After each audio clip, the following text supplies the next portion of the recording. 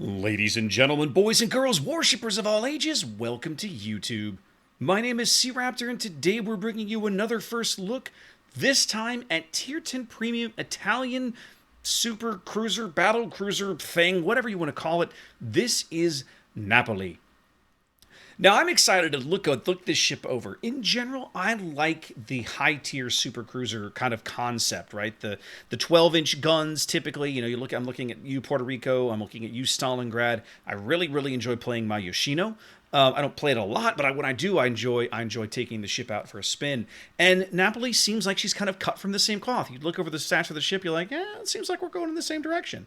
So let's have a look and see what we think. This is our first chance to look at the ship here in port. Let's kind of pour over the numbers and see where we're at. Starting at the top, survivability, 59,200 hit points. Pretty comparable for most of the other, battle cruiser, super mega heavy cruiser type ships in Tier 10. Of course, Stalingrad still coming in on top, 72,000 and change. Puerto Rico right behind, 71,000 and change. You put this ship next to a Yoshino, she's 61,800. This is not that far behind it, so you're kind of in that same sort of ballpark. So yeah, 60,000-ish HP. The only kind of regular tech tree heavy cruiser that comes close to this is Goliath. She has 62,000 hit points.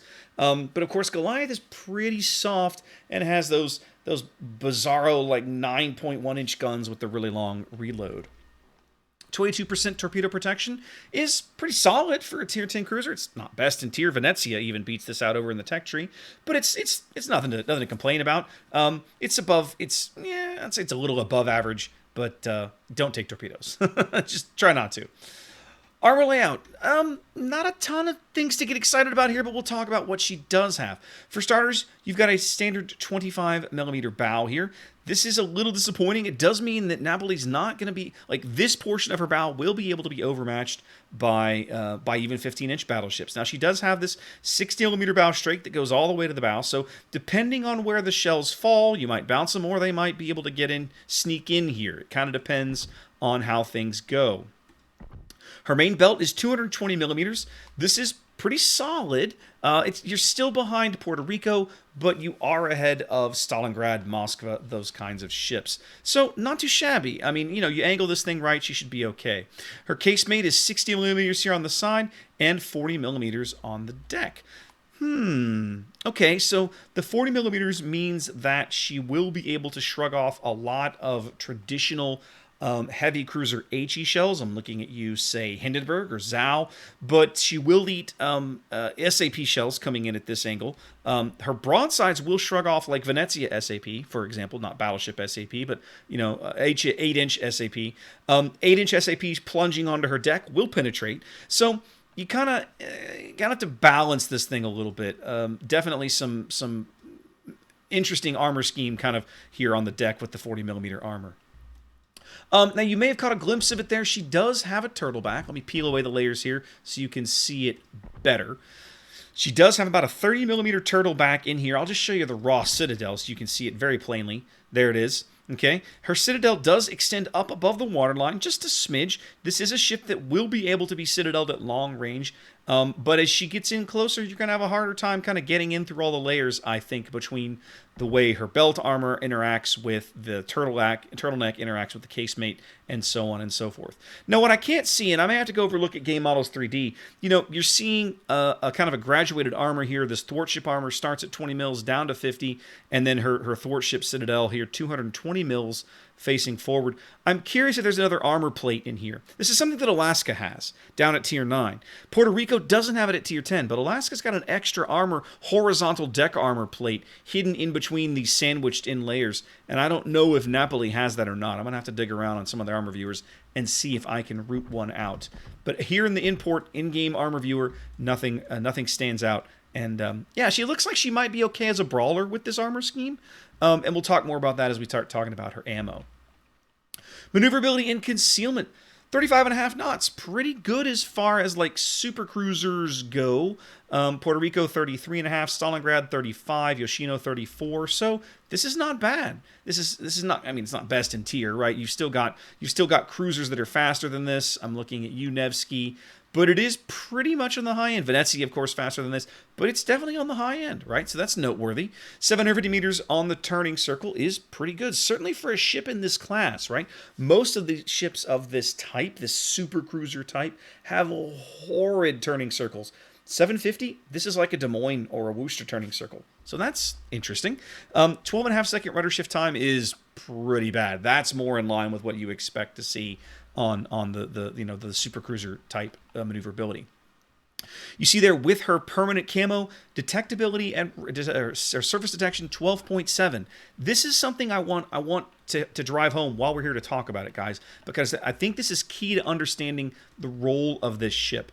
A full stealth rig Napoli gets down to 10.3 kilometer detection on the surface. 10.3. Think about that for a minute. That's only a little worse than Zhao. That's only a little worse than Colbert.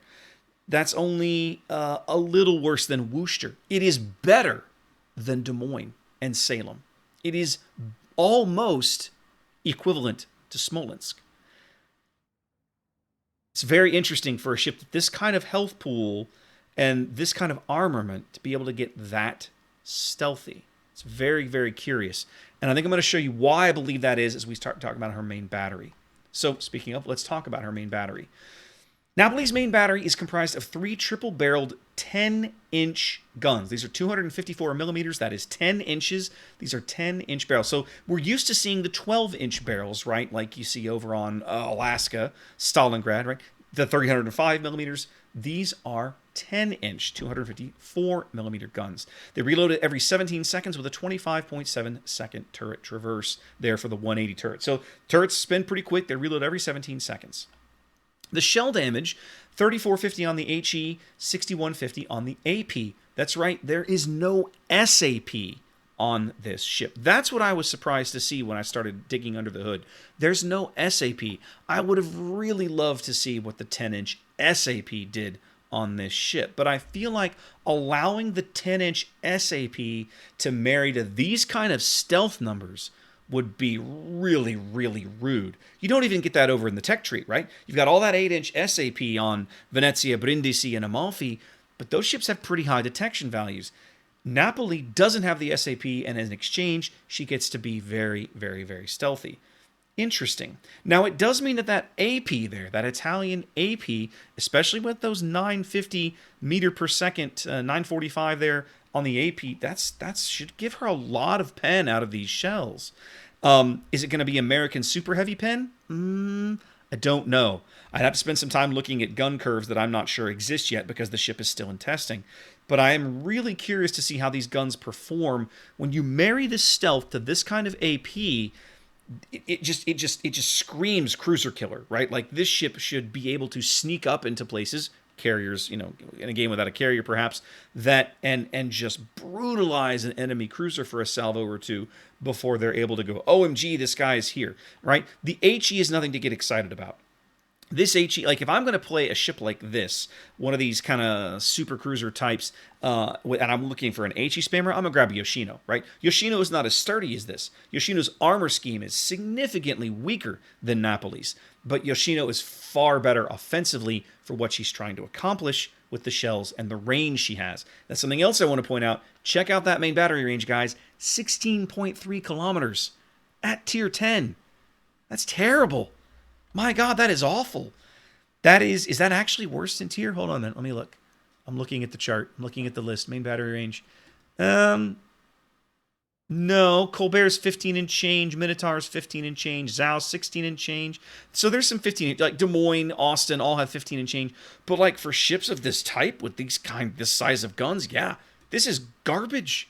Venezia has more main battery range than this. And we've talked I talked, many moons ago about how Venezia's weak main battery range really does impact how you play the ship. Napoli does have the stealth to take advantage of this range, but man, having to work this ship into 16 kilometers, that's going to feel super bad. Super bad sometimes. So yeah, really interesting kind of you're almost left with the idea that this is more like a sneak in, ambush, sneak out kind of playstyle. And we'll talk about that when we get to her consumables.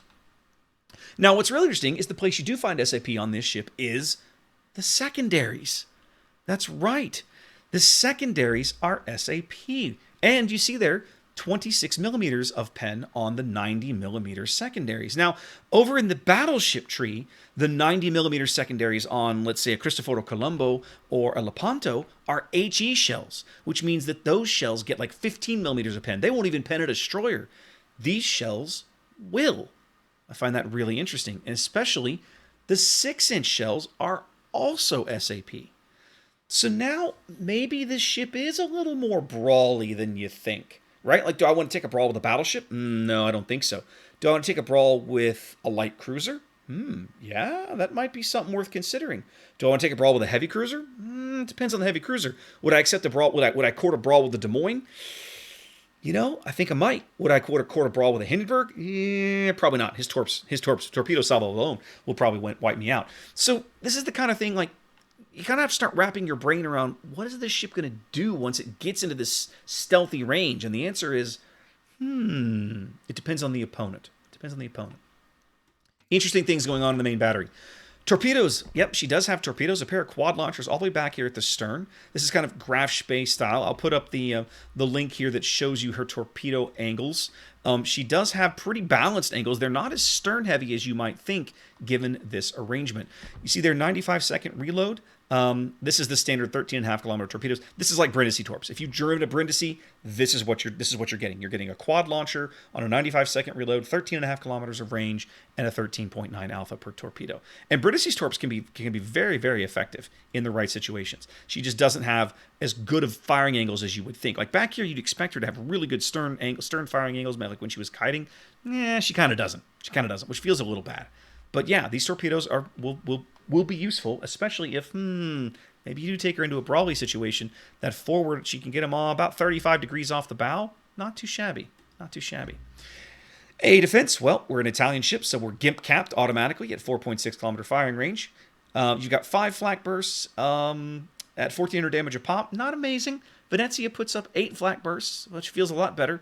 Continuous damage. Yeah. Not awesome. Nothing to get excited about here.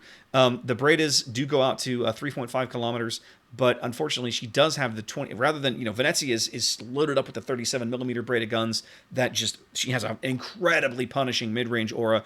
You see there, Napoli doesn't suffer this problem. Her mid-range aura is merely okay, while her short-range aura made up by the 20 millimeter Bredas means that she has a short-range aura that is nothing to get really excited about. If I had to try and find a ship to compare the AA to, like if you were to what's a good comparison for the AA of this ship?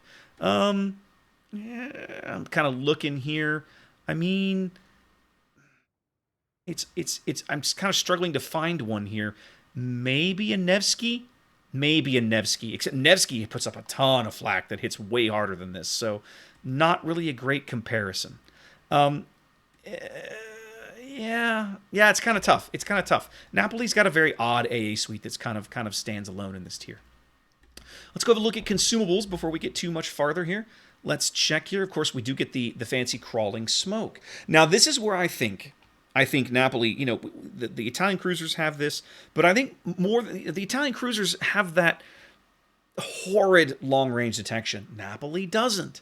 And so I'm thinking this might be a place where Napoli can really make use of this and pick on certain targets in specific situations, right? You can creep in, use your stealth, get off a couple of AP salvos, really, beat the bejesus out of somebody, maybe kill them, hopefully kill them, and then smoke up, turn out, and back out, right?